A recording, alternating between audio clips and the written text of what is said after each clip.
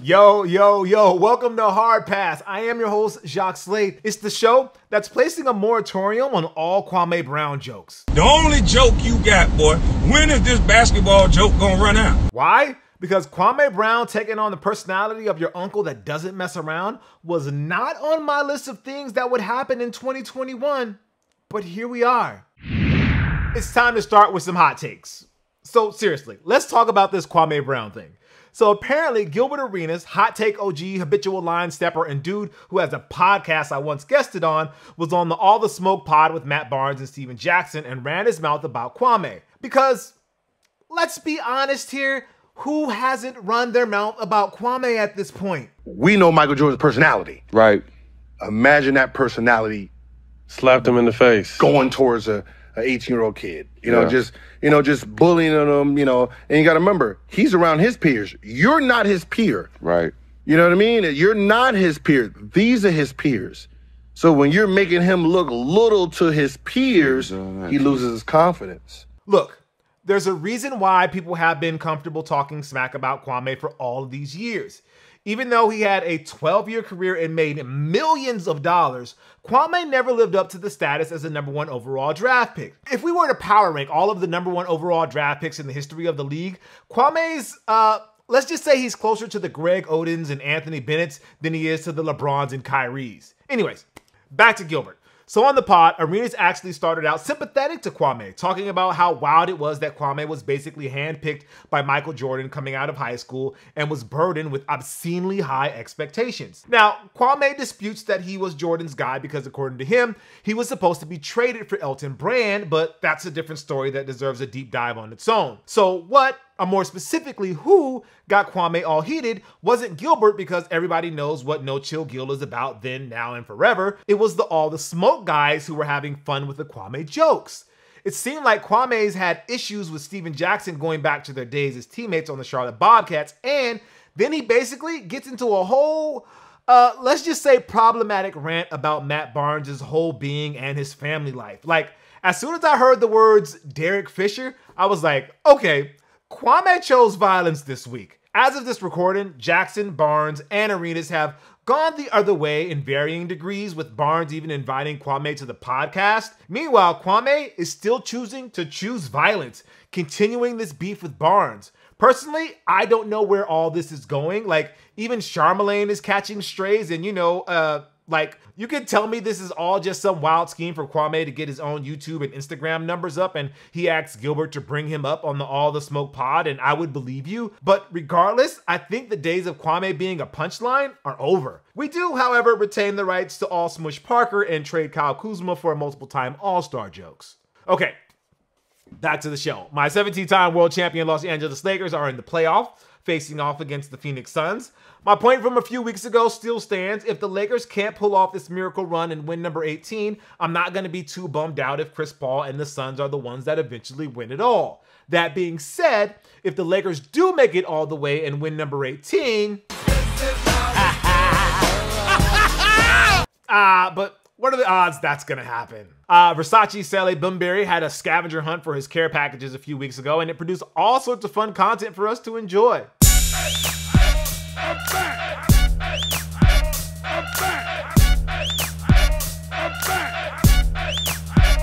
Okay, I have so many questions. Like, what's up with the pants on that guy with the tucked in shirt? And second, why are you all running after you got the packages? Like, maybe I can understand the nighttime ones because you never know, I guess, but the ones in broad daylight, like, do they have PSA 10 Charizards in there? In this week's AEW are making sneakers plot points now. Jon Moxley and Eddie Kingston stole the Young Bucks' Dior Jordans to close out the show. Like, the next logical step has to be a ladder match for the Bucks tag team belts along with those shoes, right? I think we have to walk back all of those Dior's are fake jokes because, man, if they do a skit next week where Kingston and Mox are selling those shoes on GOAT, that's going to be real awkward.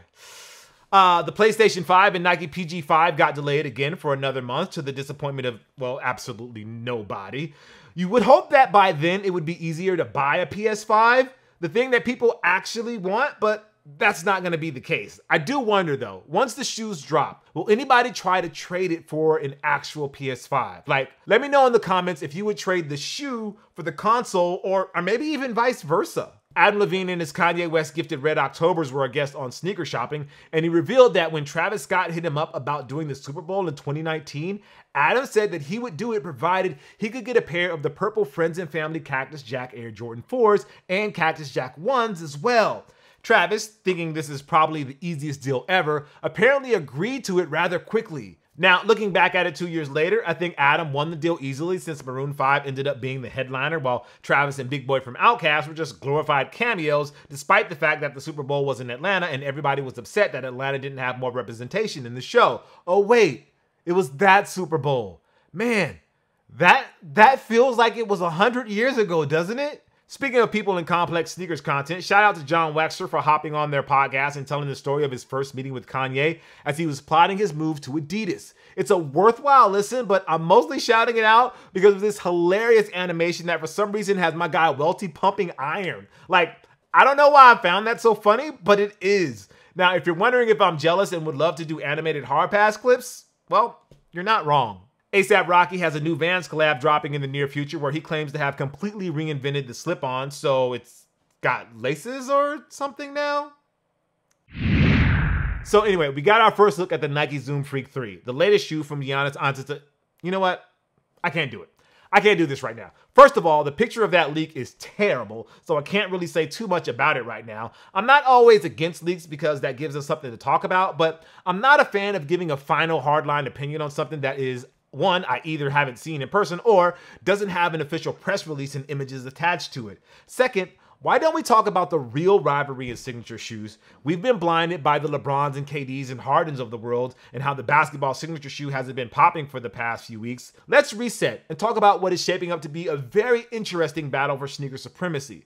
On one side, you've got Nike with Drake and Travis Scott. On the other side, you've got Adidas with Kanye West, Pharrell, Pusha T, and more. Forget a sequel to Def Jam Fight for New York, it should be Def Jam Fight for Portland. This past week, we got a look at a snakeskin version of Drake's first signature shoe with Nike, the Hot Stepper Air Terra. I only put that in quotations because that creates this doubt in my mind that this is the proper Drake signature shoe, and that along with this Hot Step Air Terra, there is a Nike Air Drake coming down the pipeline as well. It's a step up from the all-white pair that we've been seeing in photos and music videos for the past few months.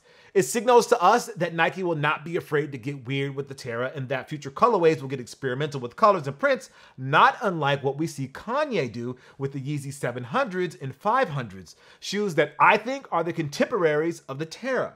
So what happens when we finally get to see these shoes from Drake's Nocta sub-label drop? There's no doubt that they will be hot sellers, but is this the beginning of Nike trying to encroach in Kanye's space? I mean, obviously, Nike is the market leader in damn near everything, but could their partnership with Drake be a Trojan horse to disrupting the hyped sneaker space that Kanye has carved out a sizable chunk for himself in Adidas? Like, if there is an Adidas Yeezy 500 with a strong colorway on the way, but Nike counters that with the Hot Step Air Terra of their own in a shattered backboard colorway scheme, does that make the Yeezy less popular and less desirable? Would kids who aren't necessarily loyal to Kanye, but rather loyal to the clout, jump back to Noctas if they saw that Drake's shoes equated to more likes on social media? Like, there are sneaker closets right now that are filled with nothing but Yeezys. Could it be replaced by Terras and OVO Jordans? While I don't know what the plans are for Drake and Nike and whether or not they plan to really turn Nocta into the size and scale that Adidas afforded the Yeezy brand, it could be that these are just limited runs, not unlike the Cactus Jack Jordans and Air Jordans, that they never become as widely available as some Yeezys are nowadays. But if there are two artists that can team up to take on Kanye's Yeezy brand right now, it would be Drake and Travis Scott. It doesn't get much more mainstream right now than Travis Scott teaming up with PlayStation and McDonald's, and Drake's streaming numbers are unmatched. At the same time, Kanye is Yeezy and Yeezy is Kanye. Yeah, Pharrell is out there with his human race sneakers that are relatively easy to pick up, so that's a win for Adidas as well. I don't know how long it's going to be before you can easily buy a pair of Travis's Air Max 1s that aren't really Air Max 1s or Drake's next sneaker project after the Hot Step Air Terras, but what I will say is that this has become a more interesting conversation than waxing poetic and just being sad at how hard the basketball signature shoes have fallen. Let me know in the comments what you guys think about this next chapter in the rivalry between Nike and Adidas for Hypebeast's acceptance. Who's gonna win?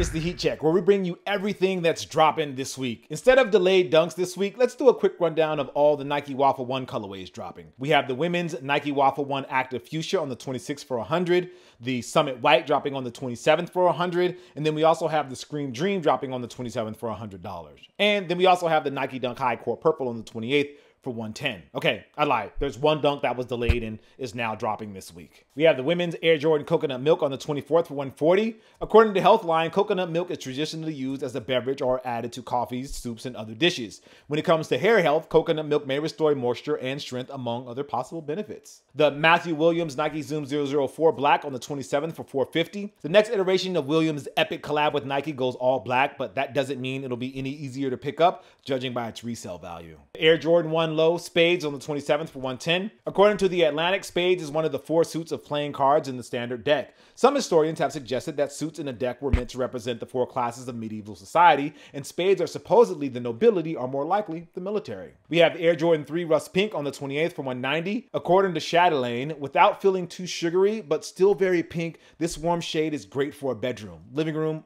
or even an entryway. We have the Nike Air Force 1 High Dodgers on the 28th. Similar in execution to the Nike Dunk High Court Purple, that's really a Lakers homage. This Air Force 1 takes the colors of the 7-time World Series champion Los Angeles Dodgers and uses that team's font, or at least one that looks like the Dodgers font, for the Nike script on the heel area. We have the Air Griffey Max Varsity Royal on the 28th for $170. According to the Encyclocolorpedia, Varsity Royal is also known as hexadecimal color code #43955F1. In the RGB color model, it's #43955F1. It's composed of 26.27% red, 58.43% green, and 94.51% blue. This color has an approximate wavelength of 475.84 nanometers. Adidas Yeezy Foam Runner Mineral Blue on the 29th for $75. According to Matisse.com, mineral blue is a soft gray blue, as is sometimes seen in rocks and minerals. While it is not so bright as most other blues available to the artist, its subtlety is very useful in many situations and is perfect for atmospheric scenes. Then we have the LeBron 18 Best 1-9 on the 29th for $200. Of all the weeks to drop a what the colorway type of colorway, this probably wasn't the week. And then my pick of the week is the Nike SB Dunk Low What the Paul on the 24th for $150. Nike's What the Concept has been a hit or a miss really since the original dunks, whether it was LeBron's, KD's, or Kobe's. Turns out the way you make it right is by going back to where it all started. And if anybody on the Nike SB roster deserves such an honor, it's Paul Rodriguez. I just wish we could all appreciate it and not cry about not being able to grab a pair, because we all know how this is going to end for the most of us. P.S. I reserve the right to be happy if somebody sends me a pair to unbox. And now for a heat check on, well, the Nike SB Dunk Low What the Paul. I don't want to start with sneaker Twitter for having this wild take, but I think this is the sneaker of 2021 so far. It's hard to remove the hype from this pair, but I will try to do so. Like I just said, other than maybe Eric Costin, nobody on the Nike SB roster deserves such an honor. Rodriguez has been with the brand for what seems like forever and has successfully released 10 Nike signature shoes, a number that is unheard of unless you're on the level of a Michael Jordan. And no, I'm not the one putting Rodriguez on the same level as a Michael Jordan, but you don't get to 10 signature shoes by accident.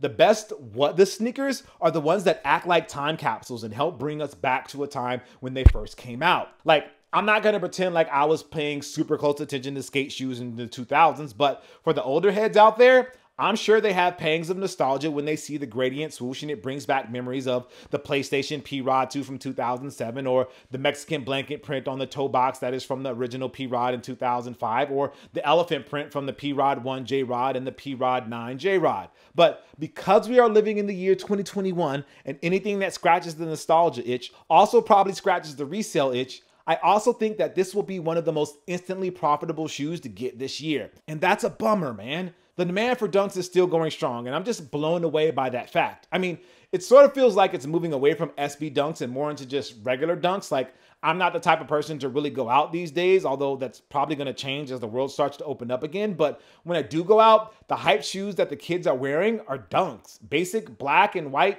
dunks. Syracuse, Kentucky, those dunks. There's the occasional SB Dunk Low, but usually when I see those, my reaction is almost always, oh wow, somebody's actually wearing SB dunks and not showing them off in pristine condition in their sneaker closet just to flex. It's the way of the world, and it's not going to change unless Nike dramatically changes their business model. But wouldn't it be cool if just once Nike SB did make a shoe like this that you know is going to be a reseller's dream and shatters those dreams by mass producing them, so they are basically a GR that you can find at a Tilly's or other big box stores in that vein. If I were Paul Rodriguez and this was a celebration of my career and my time, I would hope that they would make as many of them as humanly possible and just make a friends and family version that's exclusively for my inner circle, with the caveat that Adam Levine can never get a pair. Just kidding, Adam Levine. Sunday Morning is actually my favorite Maroon 5 song. Anyways, congratulations to Paul and Nike SB on this monumental time in their history and this monumental sneaker. I give the Nike SB Dunk Low what the Paul 10 BS shifties out of 10 stale fishes.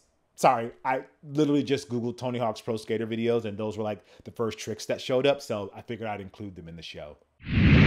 It's time for this week's Hard Pass, where we take a look at something in the culture that just needs to go, like the DC Extended Universe. So while he was out promoting his new Netflix film, Army of the Dead, director Zack Snyder had some thoughts about his takes on the DCEU and the potential for future Justice League movies after the release of his infamous Snyder Cut. And those thoughts were basically, nah, DC ain't with the Snyderverse anymore. While Warner hasn't confirmed as such, it sure looks like we are done with Snyderverse, which, you know, I'm not entirely broken up about. I mean, maybe, just maybe, despite all the fan demands and hashtags that got the Snyder Cut to HBO Max, it did not do the numbers that Warner was hoping. Like, as of right now, the HBO Max subscriber base is half of Disney Plus and a third of Netflix, according to The Verge. If the Snyder Cut could have gotten HBO Max to more than 75% of Disney Plus numbers, I think they would be rolling out the Brinks truck to Snyder's house, begging him to finish his Batman sacrifices himself and Superman Kids becomes the new Batman story.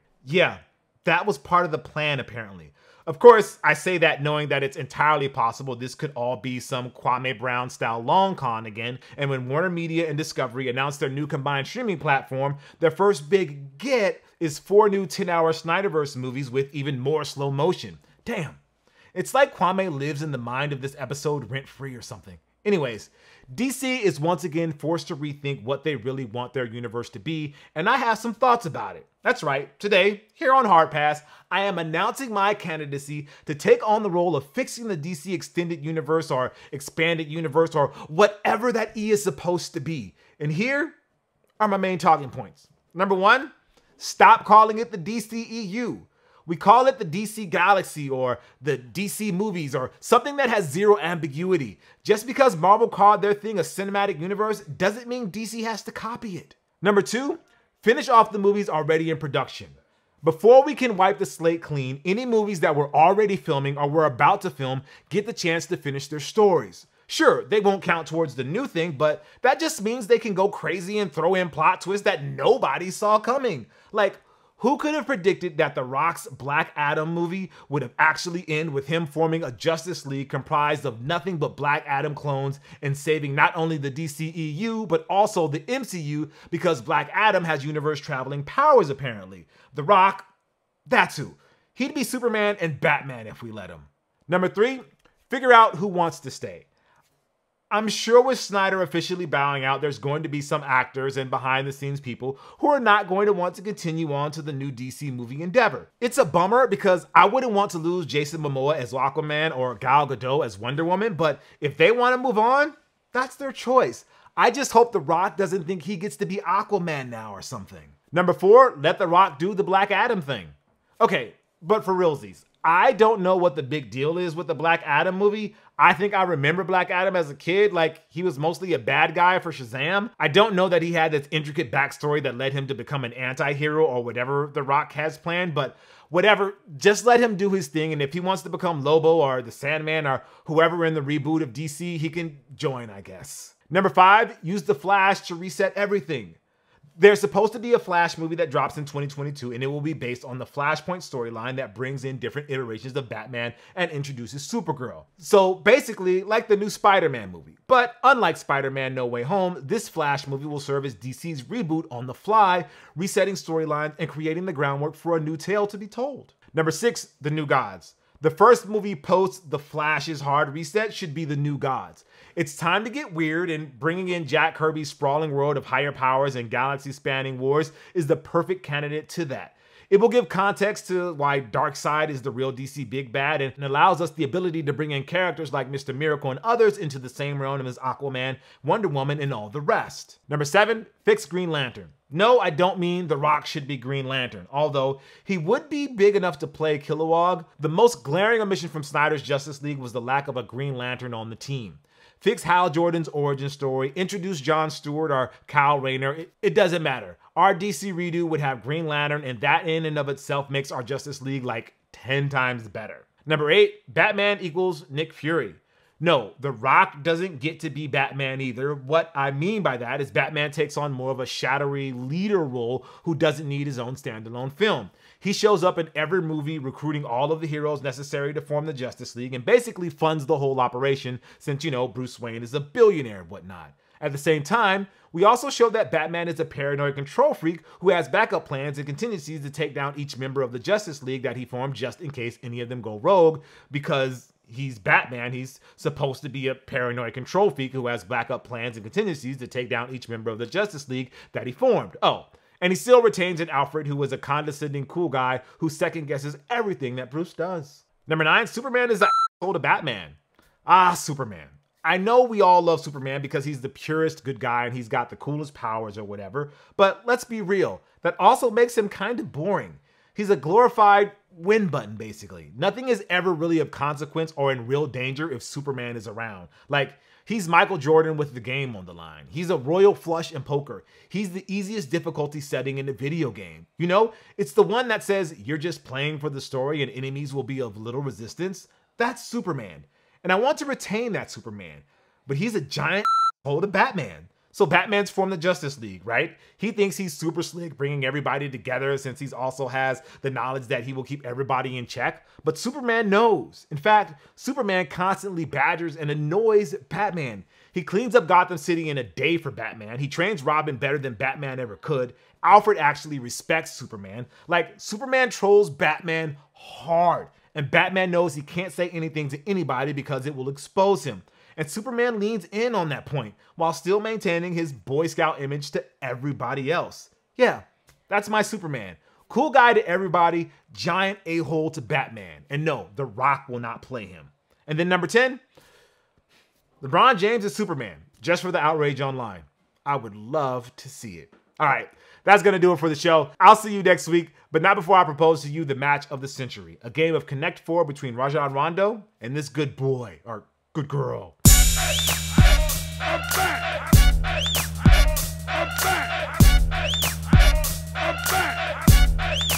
I'll see you next week. Peace.